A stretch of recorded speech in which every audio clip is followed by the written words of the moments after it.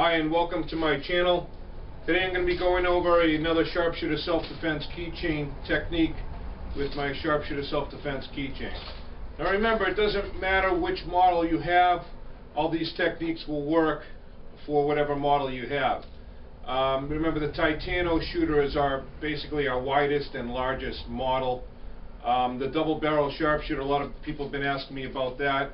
That's really a shorter version. It's the same length as the original sharpshooter. It's just wide and it has two barrels, and it's a really cool device. The way it fits in your hand, it's shaped more like a sword handle.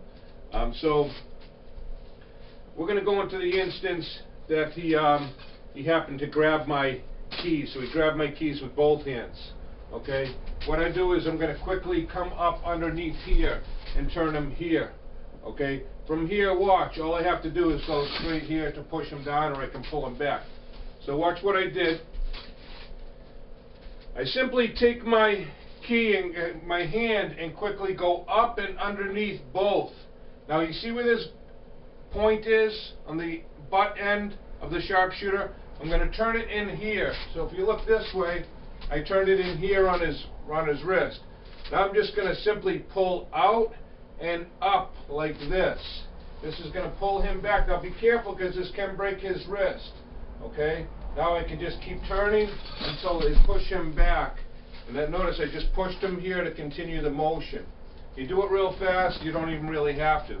So again, from this angle, I came up, under, and I bring this around like this. Okay? Remember, I can just push him here, and he's off. So one more time. And grab. We're going to go nice and slow.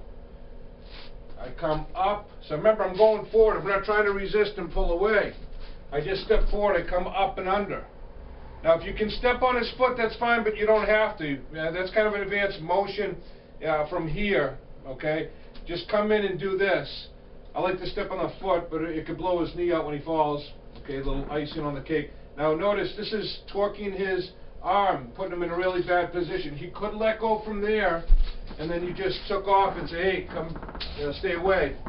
If he holds on, he's going in for a little bit of a ride here, and then just push him back.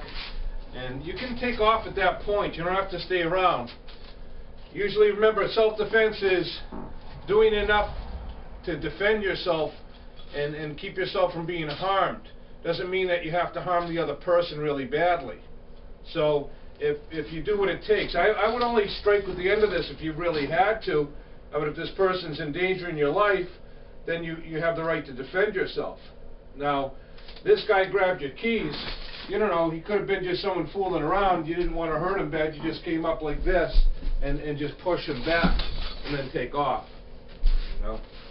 Now remember, we have a lot of techniques for this. This might not be the best one for you. Try it, see if it works good for you. If it does, then you got yourself another technique in your arsenal of techniques to use.